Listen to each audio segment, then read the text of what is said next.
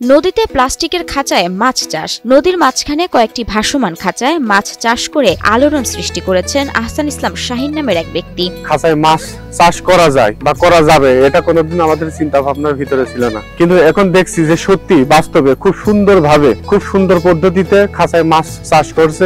মাছ পরিচর্যা করতে সেই খাঁচার কাছে যেতে আবার বানিয়েছেন সিমেন্টের নৌকাও। ডিঙি নৌকাটাও তৈরি করতে হয়েছে আসলে এই মাছের খাঁচার কাছে যাওয়ার জন্য। নদীর মধ্যে চলাই নৌকা তৈরিতে ইট, বালি, সিমেন্টের ব্যবহার করেছেন শাহিন। যেখানে তাল গাছের ডিঙ্গি নৌকা বানাতে গেলে খরচ হয় 4 থেকে 5,000 টাকা, সেখানে মাত্র 1500 টাকায় এই নৌকা বানিয়েছেন তিনি। তো ডিঙি নৌকাটা আমি সিমেন্ট দিয়ে তৈরি করার উদ্দেশ্য একটাই, যে আমি খুব কম খরচে করতে পেরেছি। একটা তাল গাছ কেটে 2টা ডোঙা তৈরি করা যায় এবং এক একটা ডোঙার পিছনে 4000 টাকা খরচ হয়, আর আমি সেটা মাত্র 1500 টাকায় তৈরি করেছি। ঝিনাইদহে এই প্রথম নবগঙ্গা নদীর পানিতে প্লাস্টিকের নেটিং পদ্ধতিতে মাছ চাষ শুরু করেছেন আলোচিত কৃষি উদ্ভাবক শাহিন। খাঁচাটা আমি তৈরি করেছি প্লাস্টিকের নেট দিয়ে, যেটা সাধারণত ফসলি জমিতে, বাড়ি ঘরের বাউন্ডারিতে সাধারণত সবাই দিয়ে থাকে।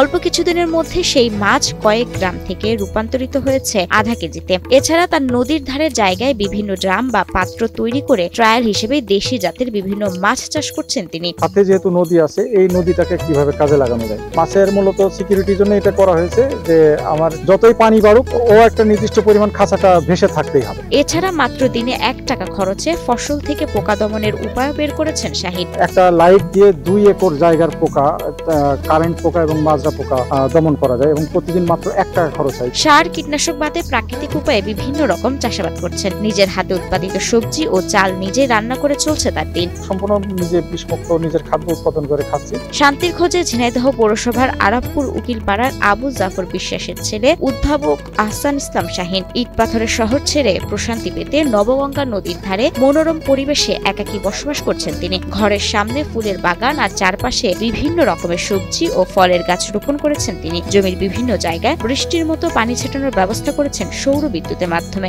কি বুঝলেন ভাই? অনলি যেটাই চাই।